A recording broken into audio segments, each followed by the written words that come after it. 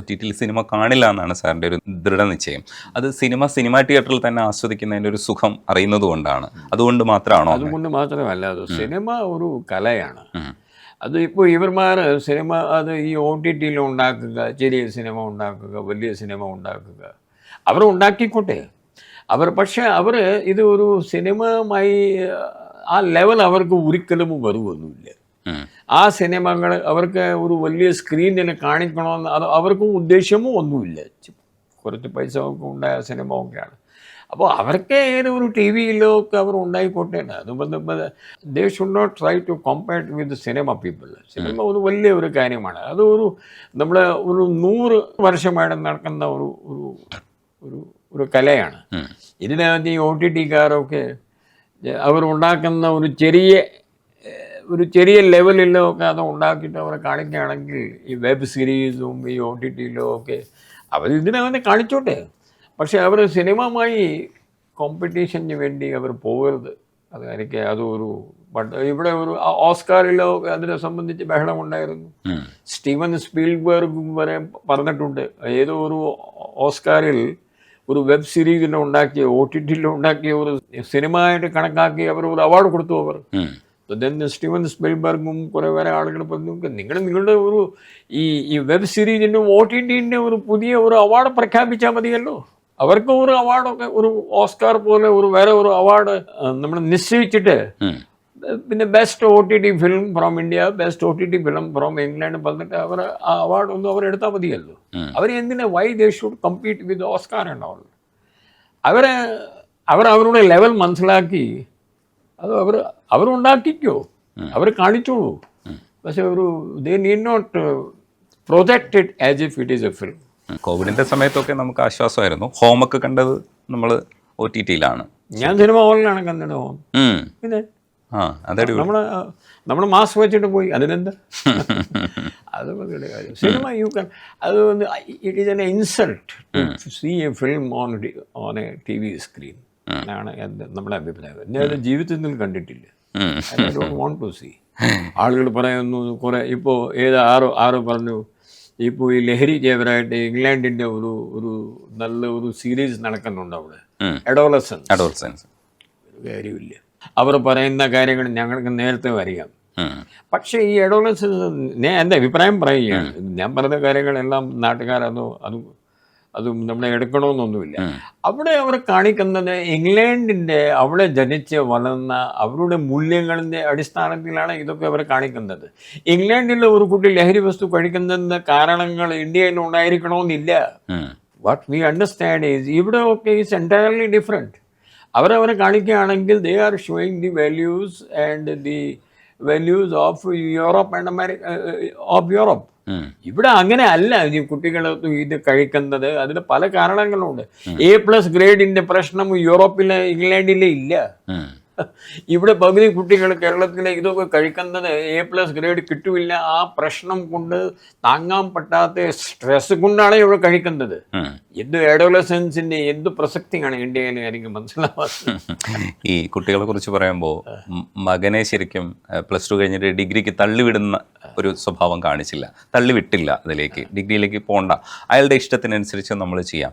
അത് കുറച്ചുകൂടെ കുട്ടികളെ കുറിച്ച് പഠിക്കുന്നത് കൊണ്ടാണോ സ്വന്തം കാര്യത്തിൽ അത് ഇംപ്ലിമെന്റ് ചെയ്തത്? നമ്മൾ ഈ കുട്ടികളുടെ കാര്യം സ്കൂളിലൊക്കെ പോയി ഇപ്പോൾ ഏകദേശം 2 ലക്ഷം കുട്ടികളോട് സംസാരിച്ചു.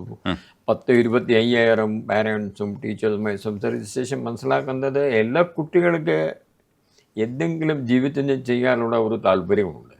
പക്ഷെ അവരുടെ ഫീൽഡ്സ് മേഖലകൾ വേറെയാണ്. ഇത് പാരൻസ് തിരിച്ചും മനസ്സിലാക്കുന്നില്ല. ചിലപ്പോൾ മനസ്സിലാക്കുന്നില്ല, ചിലപ്പോൾ ചോദിക്കുന്നില്ല, ചിലപ്പോൾ തിരിച്ച് പറയുമ്പോൾ അവർ അത് മതിക്കുന്നില്ല. ഈ 3 കാര്യങ്ങളാണ് നടക്കുന്നത്. കുട്ടികൾ ഇപ്പോൾ പറയുന്നത് ഞങ്ങളുടെ വീട്ടിലെ ഇപ്പോൾ സംസാരം ഈ പഠനത്തിനെ സംബന്ധിച്ചേ ഉള്ളൂ.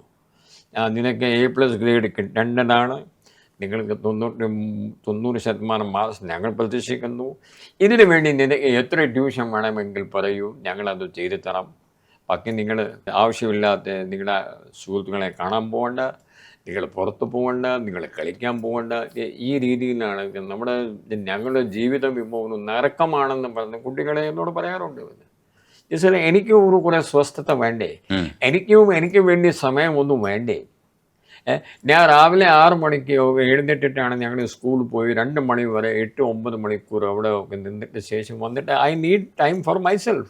I want to play, I want to destress myself, I want to go out and play with I don't want to go to tuition again. നമ്മൾ രാവിലെ ഒരു 9 മണിക്കൂറും സ്കൂളിലായിട്ടും പിന്നെയും ട്യൂഷന് പോകുന്നത് പിന്നെ എങ്ങനെ എനിക്ക് ഒരു ഭ്രാന്ത് പിടിക്കുന്നു. എനിക്ക് ആ സ്ട്രെസ്സ് താങ്ങാൻ പറ്റാത്ത സ്ട്രെസ്സ് വരുന്നു. അതുകൊണ്ടാണ് ഞാൻ ഈ ചിലപ്പോൾ ഇടയ്ക്ക് അവർ പറയുന്നില്ല അവരുടെ സുഹൃത്തുക്കൾ സിഗരറ്റ് നമ്മൾ വലിക്കാൻ പോകും. തുടക്കം ഈ സിഗരറ്റ് ബീഡി കൊണ്ടേ ഉള്ളൂ. സിഗരറ്റ് ബീഡി, ഹാൻസ്, പാൻ മസാല, കുട്ടക്ക, ഖൈനി, അതുകൊണ്ടാണ് ആദ്യത്തെ തുടക്കം. ഞാൻ പറഞ്ഞു നിങ്ങൾ why do you do it? ഒരു ചേഞ്ചിന് വേണ്ടി. ഇത് രാവിലെ 6 മണി മുതൽ ആ പരിപാടി രാത്രി 8 മണി വരെ ഇങ്ങനെ തുടരുകയാണ് സർ. അത് എനിക്ക് 25 × 7 × 365 ഡേയ്സ് ആണെന്ന്. പാരൻസ് വിചാരിക്കുന്നത് ഞങ്ങൾ റോബോട്ട്സ് ആണെന്ന്.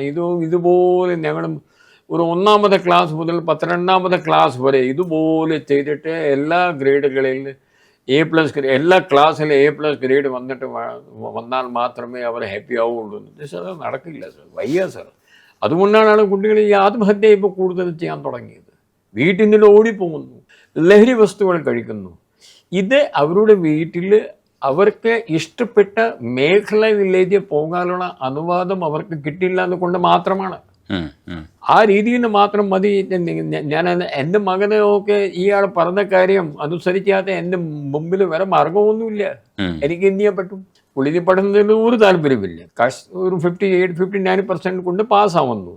ഇപ്പോഴത്തെ ഈ സമയത്തിൽ പെർസെൻറ്റേജ് കൊണ്ട് മാത്രം അഡ്മിഷൻ കിട്ടുന്ന ഈ കാലത്തിൽ നമുക്ക് ഇതിനേക്കാൾ പുള്ളി പറഞ്ഞു എനിക്ക് താല്പര്യമില്ല, നമുക്ക് എന്ത് പറയാൻ പറ്റും?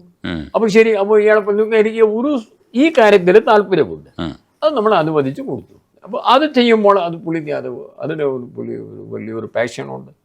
അപ്പോൾ പാഷന് നമ്മുടെ മകൻ്റെ പോലെയുള്ള പാഷൻ പല കുട്ടികളുടെ മനസ്സിൽ ഞാൻ കാണുന്നുണ്ട്. ചില ആളുകൾ നല്ല സ്പോർട്സുകാരനായിട്ട് മാറുന്നു, ചില കുട്ടികൾക്ക് നല്ല TV ഷോയിലോ നമ്മളെ കാണുന്നില്ലേ, 4 വയസ്സുള്ള പെൺകുട്ടികൾ, ആൺകുട്ടികൾ എത്ര ഭവ്യമായിട്ട് എത്ര നല്ല രീതിയിൽ അവർ TV ഷോയിൽ പോയി അവർ കാണുന്നു.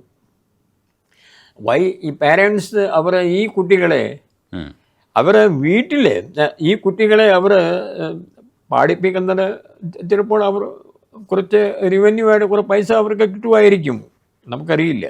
പക്ഷെ ആ കുട്ടി ഈ അമ്മ എൻ്റെ ജീവിതത്തിൽ ഞാൻ ഒരു വലിയ ഗായിക ആയിട്ട് മാറട്ടെ, അതിനു വേണ്ടി എനിക്ക് ഒരു സ്ഥിരമായിട്ട് ഒരു ക്ലാസ് ഏർപ്പാട് ചെയ്ത് തരുമോ പറഞ്ഞാൽ ചിലപ്പോൾ അത് പറയുന്നത് അതൊന്നും വേണ്ട, നിങ്ങൾ അവിടെ വേണമെങ്കിൽ പാടിച്ച് കുറച്ച് അതിനു വേണ്ടി പ്രാക്ടീസ് ചെയ്യുകയാണെങ്കിൽ ശരി.